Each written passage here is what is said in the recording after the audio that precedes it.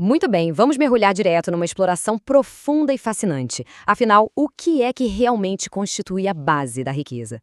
A resposta, segundo a obra meticulosa de Hélio Couto, vai muito, mas muito além de planilhas financeiras, investimentos tradicionais ou do mero acúmulo material.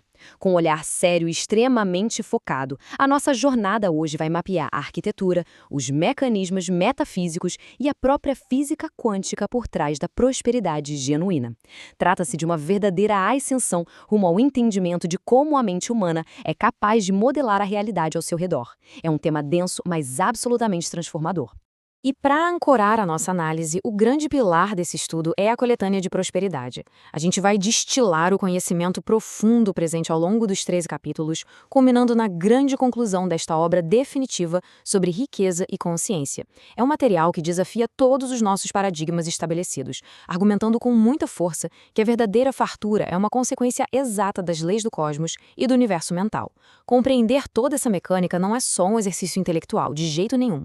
É o divisor de águas prático entre viver aprisionado naquela ansiedade constante da escassez ou operar em uma realidade onde os recursos simplesmente fluem sem esforço.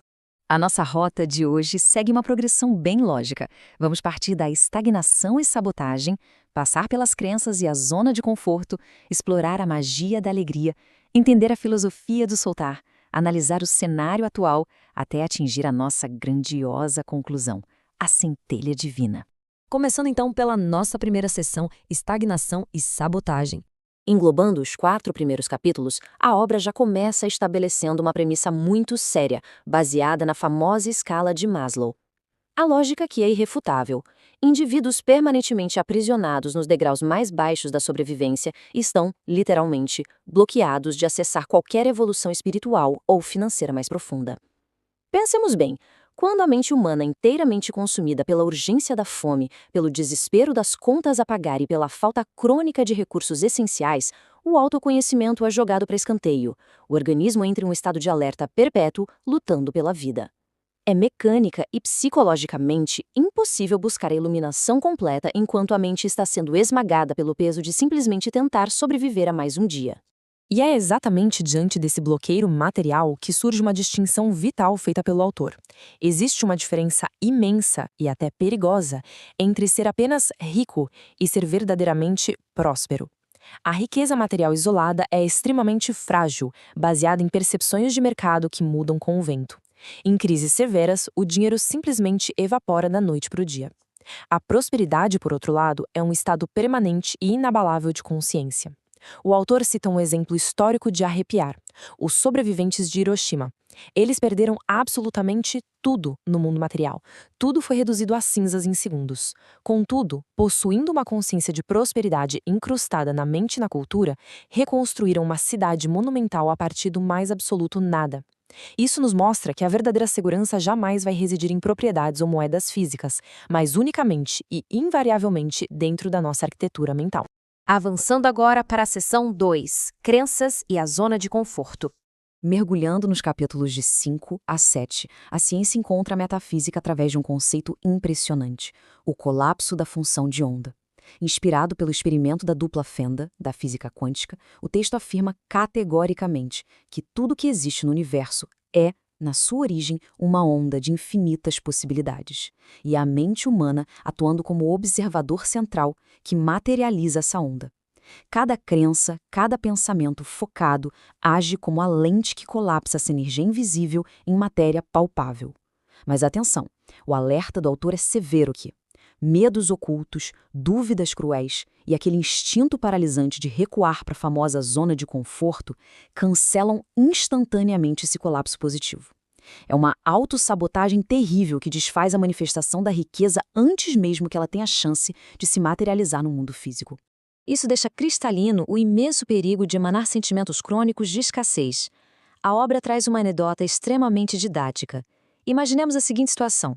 A gente passa na frente de um restaurante luxuoso e sente uma amargura ou uma tristeza profunda por não ter dinheiro para consumir ali.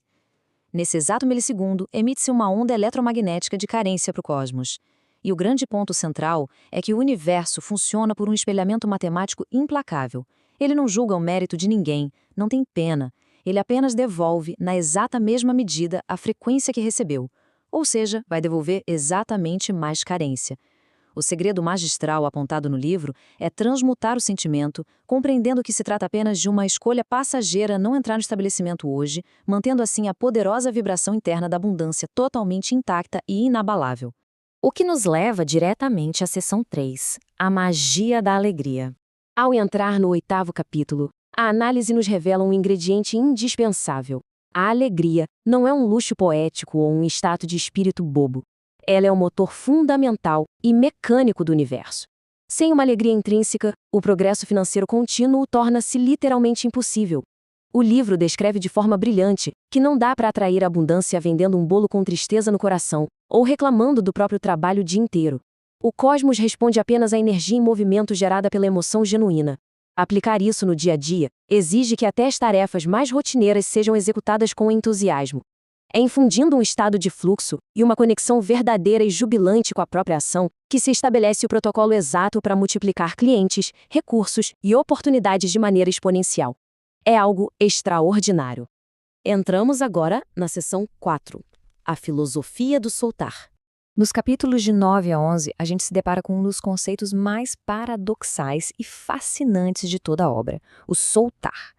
O livro argumenta com uma firmeza impressionante que o apego desesperado, aquela ansiedade sufocante do ego pelos resultados materiais, funciona como um repelente magnético gigantesco. Ele afasta exatamente a riqueza que tanto se almeja. Mas, ao praticar um desapego interno absoluto, soltando a necessidade neurótica de controlar como e quando o dinheiro vai aparecer, aciona-se uma grandiosa contabilidade cósmica.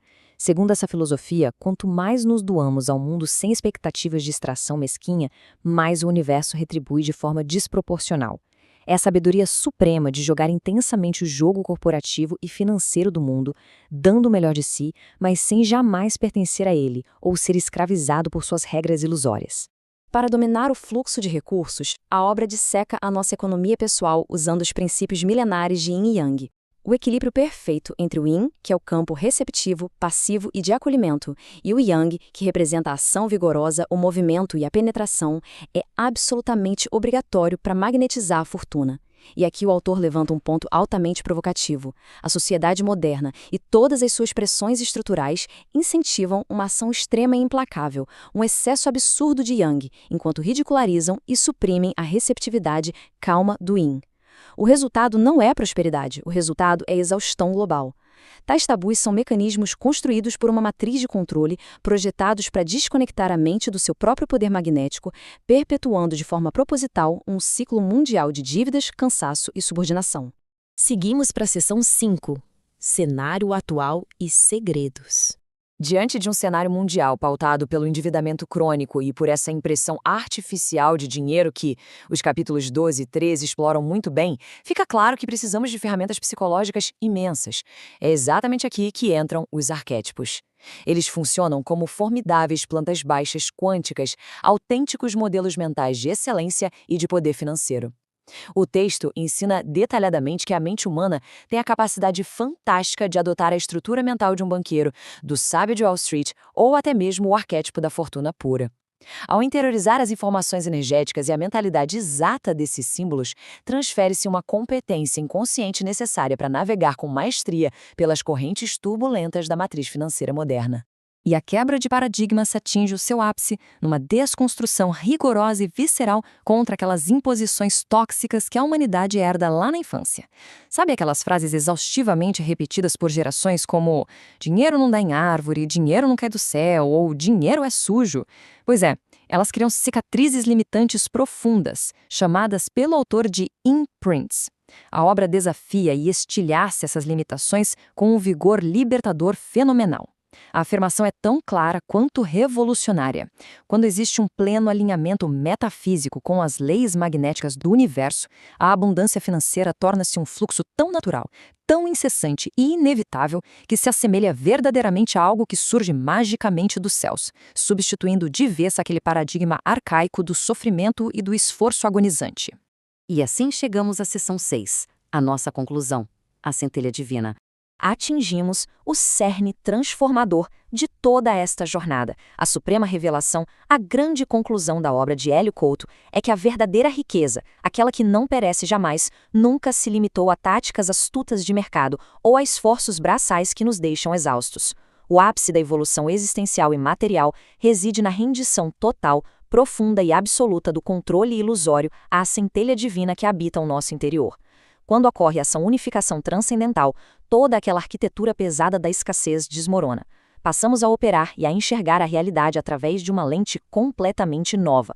Começamos a agir no mundo exatamente da mesma forma como o próprio todo, a mente criadora do cosmos, age, emanando uma generosidade implacável, um amor incondicional, uma sabedoria cristalina e gerando como subproduto inevitável uma abundância que beira o infinito.